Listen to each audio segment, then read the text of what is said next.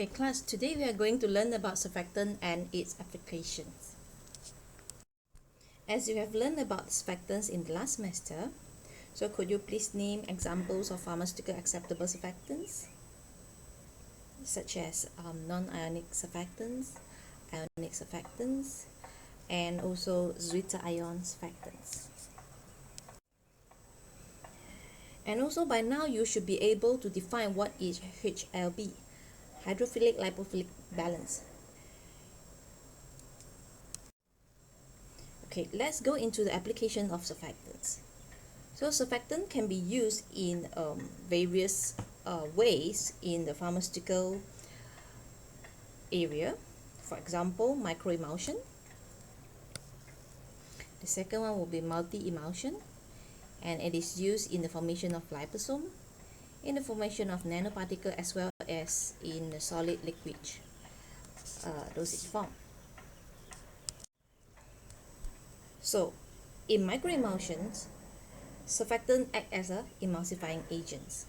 So microemulsion includes additional of co-surfactants, usually medium change alcohol. For example, formulation of microemulsion that you have sodium lauryl sulfate in organic solvent, then you add water, it become your conventional emulsion, then you add co-surfactants.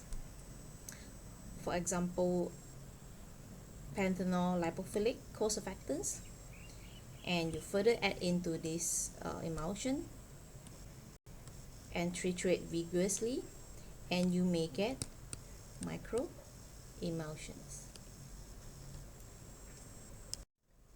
So for oil in water microemulsion, it is usually for oil soluble drugs and used in oral, parenteral, or even in skin root.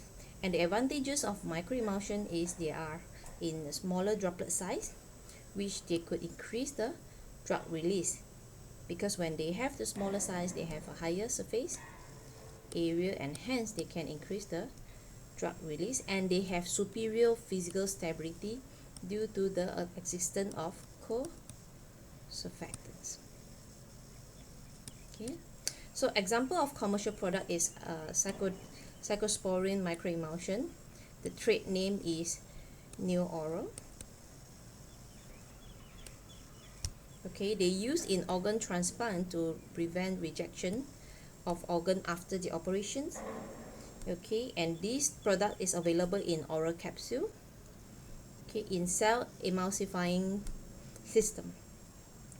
So they form transparent microemulsion in aqueous liquid and capsulate in soft gel capsule. Okay, this is an example of Neo-Oral. You can actually search for more image of Neo-Oral in the soft gel capsule. So it can actually reduce the dose of cyclosporine, which is 60% lower than the oral daily dose as compared to the conventional ones. And in Neo-Oral, they have faster absorption. They prove to improve bioavailability, and the drug concentration in blood is much more consistent, and they reduce the need for IV administration because Neo-Oral is for oral route. So what are the advantages of microemulsion in general? It is potential as a carrier for chemotherapy cancer agent. It can use to produce sustained release preparations. Okay, and is easy for injection because of the small size of their microemulsion, and easy to swallow in soft gel capsule, and they can deliver more than one drugs because in microemulsion they have different phases, whereby you can have a water soluble drugs in the water region, and also the oil soluble drugs in the oily regions. So after we finish the microemulsion introductions, let's go to the application of surfactants in multi-emulsions. So in multi-emulsion, there are different types of emulsion. For example, in a conventional emulsion, you have water in oil, and oil in water. But for multi-emulsion, you have more than two phases. So example here is water in water, or oil in water in oil. Okay, they have more than two phases. Okay, there are two types. The internal and external phase are separated by oil phase, which is water in oil in water, and oil in water in oil. The aqueous phase is between the two oil phases. Okay, so example of multi-emulsion is vancomycin. Please refer to the attached journal in ELAN. Okay, what is the potential advantages of multi-emulsion? They can prolong the action of the drugs if they formulate in multi-emulsions. And in multi-emulsions, since you have some drugs with some unpleasant taste, you can actually put those drugs with unpleasant taste in the inner phase, so you can mask the taste. Okay, and they will have more effective dosage form, because you can have multi-purpose, for example, prolonged action, taste masking, better stability. Okay, and of course it improves stability, and it can be used also for parenteral preparations. Okay, and these products can also protect against external environment, because it serves as a liquid reservoir for molecules sensitive to oxidation, light, and enzyme. As I said, if you have molecule that is sensitive, you can actually formulate and recite this molecule inside the inner phase, so they are not exposed to oxidation, light, and enzyme for degradation. And we can actually deliver more than one drug because they have more than two phases. So now let's go into the application of surfactants in liposome. Okay, liposome is first described in 1965. It is a spherical vesicle whose wall consists of hydrated bilayer of phospholipids. In pharmaceutical application, liposome is used as a vehicle to deliver synthetic drugs, polypeptide, protein, as well as nucleic acids. And there are three types of liposome. Okay, multilamellar vesicle, large unilamellar vesicle, and a small unilamellar vesicles.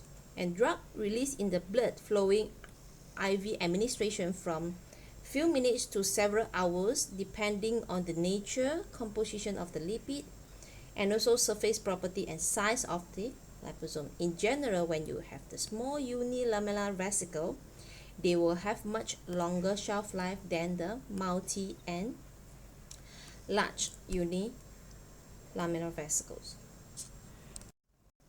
Okay. What is the role of surfactants in a liposome?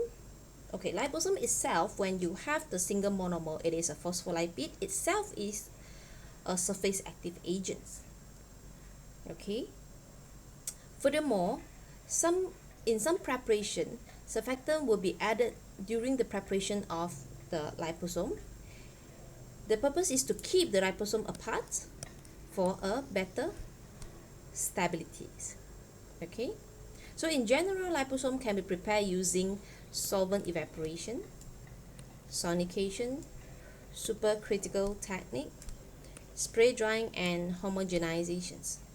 And the drug is usually added during the formation process. Let's go into the process of liposome preparation in our next few slides. So in the preparation of liposome, phospholipid is dissolved in the organic solvent, for example acetone or chloroform. Then the solvent is evaporated, leaving a thin film of lipid on the wall of the container. Okay, after that, a solution of drugs, okay, is added and placed into the container. Okay, and the whole container is placed in an ultrasonic bath for stirring purpose. Okay, so let's say you have a thin film here. Okay, Then you put in your drug solution. Okay, put in your drug solution. And once you put in your drug solution, you put the whole thing in the ultrasonic bath, okay? And it will actually agitate the whole container, and it will form something like this, liposome inside the container. Means the layer of the lipid will come out and they will trap the drugs inside the solution and become a liposome. This is a spontaneous reactions. Here we describe the basic methods for preparing and sizing liposomes. The simplest method for preparing liposomes is hydration of dry lipid. The lipid is dissolved in organic solvent along with any lipid-soluble compounds to be incorporated into the liposomes. The solvent is commonly removed by rotary evaporation, resulting in a thin film of dry lipid. Some solvents can be removed by lyophilization, resulting in a dried lipid cake. An aqueous solution containing water-soluble compounds to be encapsulated is then added to the lipid film or cake to hydrate the lipid and form the liposomes. The aqueous suspension must be heated above the phase transition of the lipids in order for the liposomes to form. The resulting multilamellar liposomes consist of many concentric lipid bilayers. While all or most of a lipid-soluble compound will be incorporated into the bilayers of these liposomes, the amount of water-soluble compound entrapped is usually very low because these MLVs have a small captured volume. Very little aqueous solute penetrates the onion-like layers of hydrated bilayer lipid. The captured volume of these MLVs can be increased by freezing and thawing the liposomes several times. Repeated freezing and thawing ruptures and reforms the MLVs, resulting in an increased number of liposomes with fewer layers of lipid and more aqueous space inside each liposome.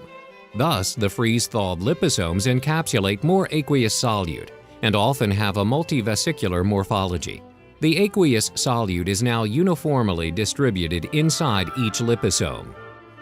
The thin film method is limited to laboratory scale, while the reversed phase evaporation method can be used to produce milliliters up to thousands of liters of liposomes.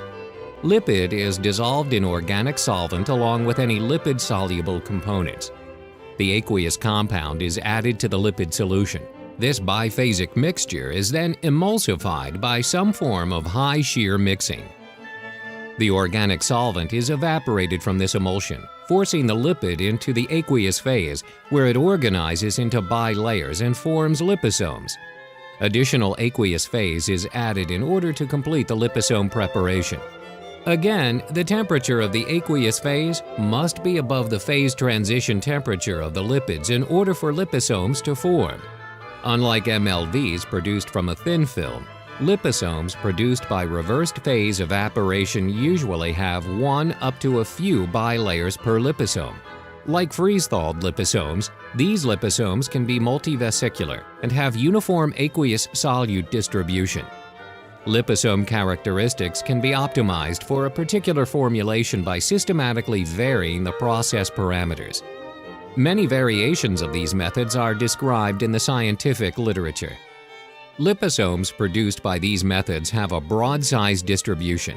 The only method which can produce a definable unimodal distribution of liposomes in the 100 nanometer range is high-pressure extrusion through membrane-type filters of a fixed pore size. The stainless steel device, which supports the filters used for extrusion, withstands internal pressures in excess of 1000 psi. Extrusion cannot be accomplished with standard liquid filtration devices. Larger extruders are pressurized by nitrogen, while extruders handling volumes less than 1 milliliter utilize gas-tight syringes to generate pressure manually. Extrusion must be carried out above the phase transition of the lipids in the liposomes. In order to achieve a narrow size distribution, the liposomes must be passed through the filters 10 times or more. The liposome suspension becomes more translucent during extrusion, indicating that the liposomes are becoming smaller. The lower size limit of a liposome is 30 to 60 nanometers, depending on the type of lipid used. High shear methods are used to reduce multilamellar liposomes to unilamellar liposomes at their lowest size limit. Most water-soluble compounds must be present at the time the liposomes form to be encapsulated. Some ionizable compounds can cross the membrane in their neutral form and be converted to an insoluble salt form inside the liposome. This remote loading technique allows drugs to be loaded into liposomes after the liposomes are formed, but is not widely applicable. Some ionizable compounds can also be loaded into pre-made liposomes with a pH gradient. In this example, the neutral form, but not the charged form of a compound, can cross the membrane into the liposome, but can't escape due to the high concentration of protons inside the liposome.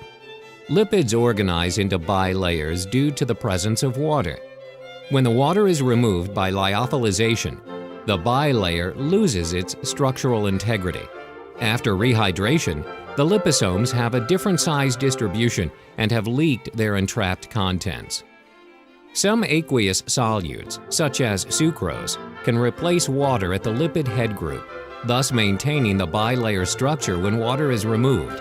In this case, the liposome can be lyophilized, then rehydrated while retaining its original size and entrapped contents. Membrane proteins can be studied in their native state by incorporating them into liposomes. This diagram simplifies the process of liposome preparation. As I said, when you have a lipid and hydrophobic drug in organic solvent, okay, then you evaporate the solvent. Here, and you have a thin film. Okay, then you add in your hydrophilic drugs. Okay, then you stir in a ultrasonic bath. Okay, and these will form. All the liposome will form, and you have a final liposome solution. So the commercial example of liposome is amphotericin B is antifungal drugs, doxorubicin, anti-cancer, and estradiol, which is hormone. Okay, ambisome liposome for injection contain amphotericin B. This is the trade names within a liposome bilayer. Okay, and amphotericin B cholesterol sulfate complex for injection. It must be sterile, and it can be lyophilized powder for reconstitution. Okay, it consists of a complex of amphotericin B as well as cholesterol sulfate, and it used for the treatment of invasive aspergillosis in patients with invasive aspergillosis where prior amphotericin B deoxycholate therapy has failed.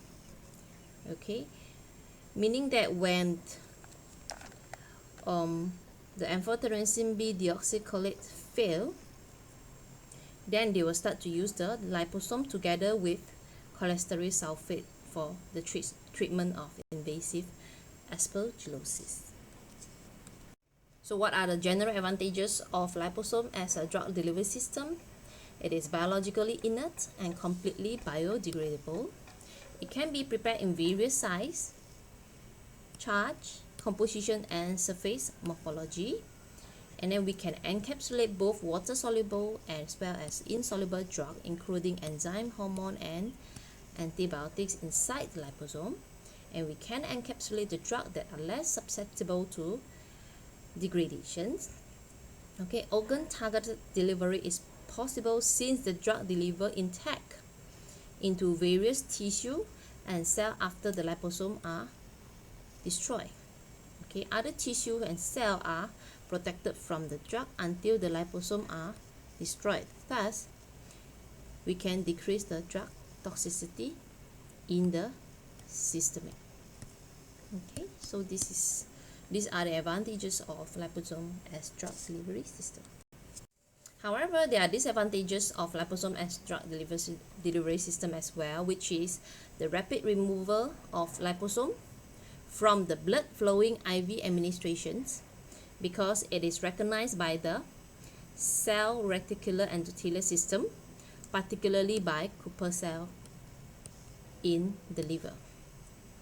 So drug release is slowed by the phagocyte through endocytosis, fusion, surface adsorption, or lipid exchange. This is our autoimmune system. They will recognize any foreign metal. So sometimes they will recognize the liposome as a foreign metal, so they will try to eat them through endocytosis or fusions, and this will slow down the drug release or will cause the liposome inactive.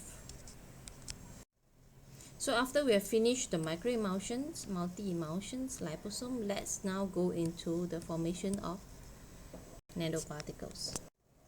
So nanoparticle is first developed in 1970.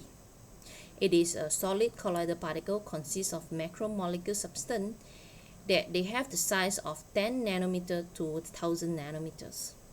The drug can actually dissolve and trap, adsorb, attach, or encapsulate in the macromolecule material, which form nanoparticles. Okay, it can also be known as nanopellets or nanocapsules. Okay, in nanoparticle, they can have shelf-like wall called microsphere or polymer lattice. Okay, it can be used as a drug targeting to specific organ by coating the surface with different material. Okay, it can be used also for control release of drugs. And in nanoparticle, surfactant used to prepare the vesicle for polymerizations. So means the surfactants is used in the preparation of nanoparticles. So for example, they are like liposome injection. Okay, nanoparticle is readily taken up by reticular endothelial system, phagocyte cells of liver, spleen, and also lung. Surface modification may extend the blood circulation time of the nanoparticle or target them to specific tissue. Means we can actually modify the surface so that the reticular endothelial system of the body can not recognize the nanoparticles, so that they can stay in the blood circulation for a longer time and also target to a specific tissue. Okay, so what is the role of surfactants during the preparation of nanoparticles? Okay, so the surfactants actually modulate the available surface energy of particles so that the surface tension decreases. So when the surface tension decreases, they allow more particles to escape from aggregation process, and they will reduce the mean particle size and it become a nano size. Let's say we have a solution, okay, with a lot of particle, and at some point, if you leave it at room temperature, it will sediment, right? It will sediment like your suspension, okay? Or you can call them agglomerate, or you can call them aggregate. All right, so in that case, you will not have any nanoparticle, but you have a big lump of particles, right? So in this case, to generate nanoparticles, sometimes we add in surfactants. Okay, here. All right, if we add in surfactants, they will have a solution, something like you prepare your suspension and all the particle will disperse within the solution. Okay, and if your surfactants can create the surface energy, surface tension low enough, okay, and aggregation